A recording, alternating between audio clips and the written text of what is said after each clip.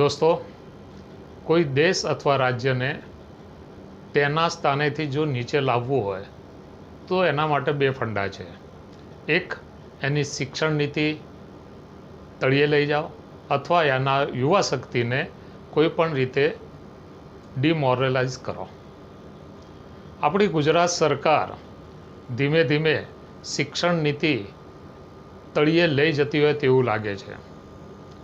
Mass promotion પછી જે વાત થઈ કે માસ પ્રમોશન એ વિકલ્પ નથી, આજની પરિસ્થિતિમાં એ વિકલ્પ નથી. શું કરવું જોઈએ એના માટે પણ સૂચનો આપેલા, છતાં પણ એમને જે નવી પોલિસી બહાર પાડી કે માસ પ્રમોશન કઈ રીતે આપવું, તેઓએ સંપૂર્ણ સત્તા આચાર્યને આપી દીધી છે.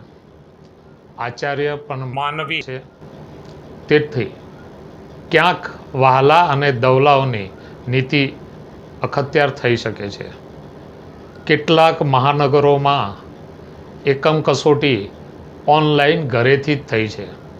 હવે આ પરીક્ષા કેટલી યથાર્થ ગણાશે? કેટલાક વિદ્યાર્થીઓ એવા છે કે જેમને સતત મહેનત કરી અને પછી 11માની રાહ જોઈ હોય, તેવા હોશિયાર વિદ્યાર્થીઓનું ભવિષ્ય શું?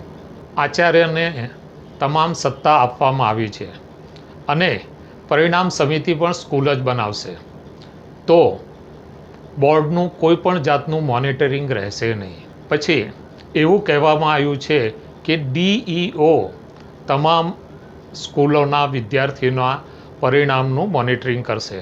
હજારો સ્કૂલોના લાખો વિદ્યાર્થીઓનું DEO કેવી રીતે મોનિટરિંગ કરશે? મોટાભાગની ગ્રામીણ ક્ષેત્રમાં આવેલી સ્કૂલોએ અને ખાનગી સ્કૂલોએ લગભગ એકમ કસોટી લીધી નથી, તો પરિણામ કઈ રીતે આપવામાં આવશે? સરકારના આ નિર્ણયથી 7 થી 8 લાખ લોકો પાસ થશે, તો તેઓનું 11મા ધોરણમાં એડમિશન કઈ રીતે લેવામાં આવશે? અમોએ 29 મે જે વિડીયો રજૂ કરેલો તેની અંદર કઈ રીતે કોરોના કાળની અંદર સંપૂર્ણ સલામતી સાથે પરીક્ષા લઈ શકાય, જેના કારણે વિદ્યાર્થીઓને કોઈ પણ જાતનું નુકસાન થાય નહીં. જાણવા મળ્યું છે તે પ્રમાણે કેટલાક વાલીઓએ સ્કૂલને અરજી કરેલી છે, મતલબ કે જાણ કરેલી છે કે અમે આ માસ પ્રમોશન સ્વીકારતા નથી, કાં તો કોઈ પણ જાતની પરીક્ષા લો અથવા અમારા બાળકને આ જ ધોરણની અંદર રાખી અને ફરીથી ભણાવવાનું રાખો.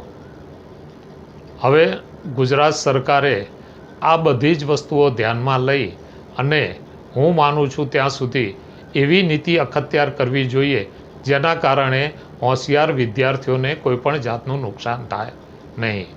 ધન્યવાદ.